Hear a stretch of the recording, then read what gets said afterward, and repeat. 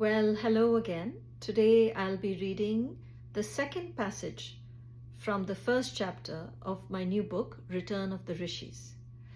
In the first recording, I read from the opening passage of my new book, where I introduced the concept of the Jeeva Naadis. This is where letters appear live on palm leaves, like divinations, and it gives answers to a seeker's questions. Now let us continue the story of me meeting a famous Jeeva Naadi reader. His name is Ramani Guruji, when he visited the San Francisco Bay Area where I live. This is the first in a sequence of events that later all connect and come together. So here we go. It was July 24th, 2024 when I first met Ramani Guruji. The gathering was held at the home of one of the hosts. As we entered, I saw him seated in a large armchair that was transformed into an asan, which is a throne-like seat reserved for spiritually powerful beings.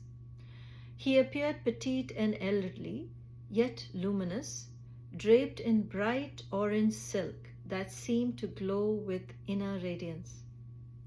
Uncertain of the protocol, I let another couple go ahead of me. They bowed to him reverently at his feet and offered a lemon. Guruji placed a kumkum tilak, a vermilion powder, on their foreheads. Following their example, I offered a small gift, bowed in pranam, and approached with reverence. He applied the kumkum on my forehead. He gently asked me, "Do you have anything you want to ask me?" So I shared my desire to write a book on Nadi Shastra and posed a question that had been weighing on my heart. So Guruji closed his eyes halfway, as if tuning into an unseen realm. His body gave a small jolt, and he began mumbling softly in Tamil, his voice almost trance-like.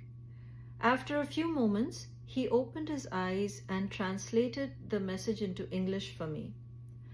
Amongst the things he revealed was a glimpse into a past life.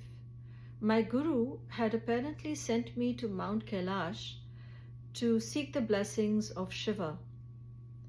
In my eagerness, I rushed towards the Lord and inadvertently bypassing Nandi Dev, the bull Nandi Dev, without offering my respects.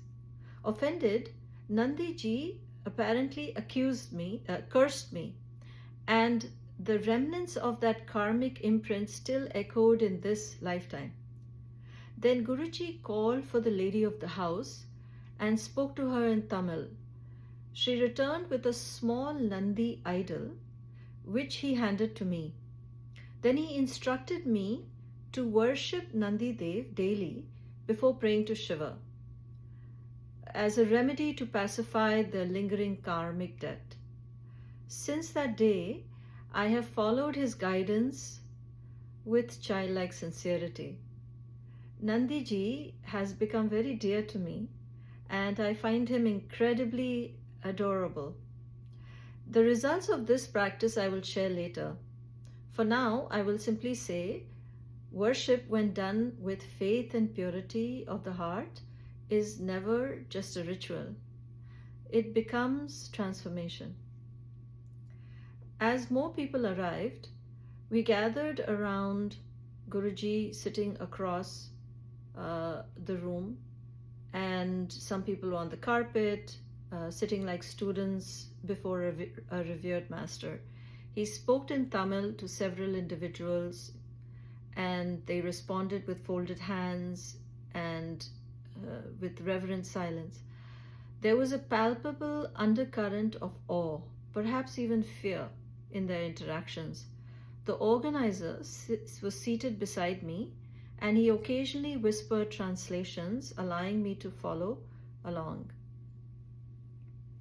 Eventually, Guruji moved to another chair, another asan, to begin a general Jeeva Naadi reading session.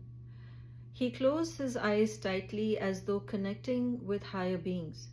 His body again jerked subtly, and then he opened his eyes.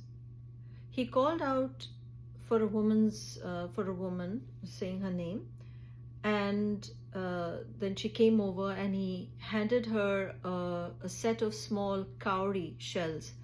She shook them in her hands and then cast them onto a side table. 9, he said, noting the number of shells that landed face up. He turned to the 9th leaf in his bundle of palm leaves and began reading and chanting the Tamil verses from it in a melodious yet solemn tone. I couldn't understand the words, but I watched intently, wondering if these letters and text appeared in real time on the palm leaves, as they say it does. From where I was sitting, I couldn't tell. The organizer offered brief translations in English between the verses. This continued for about 30 minutes. When the session concluded, each of us approached Guruji again to bow in gratitude. He placed a fruit in our hands as prasad, and we quietly left the room. The next day, I returned for another visit. But the energy had shifted. Suddenly, from the moment that I walked in and I, bowed to him, I could feel Guruji's gaze lingering on me. His expression had hardened. His words were sharp and tinged with sarcasm. He made veiled comments about me to others in the room who looked puzzled and uncomfortable. My heart began to race. I felt exposed and unsure of what I had done wrong. Why was he speaking in this way?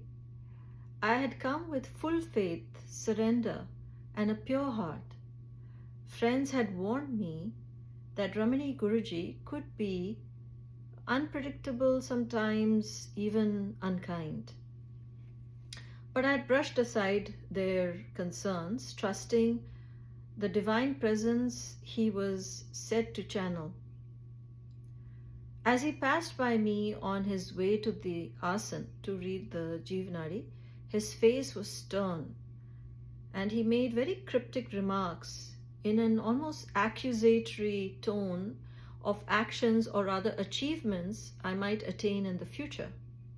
Ironically, they reflected a stature he himself has attained. The position or role he said I will have wasn't horrible, just a far stretch from my present state.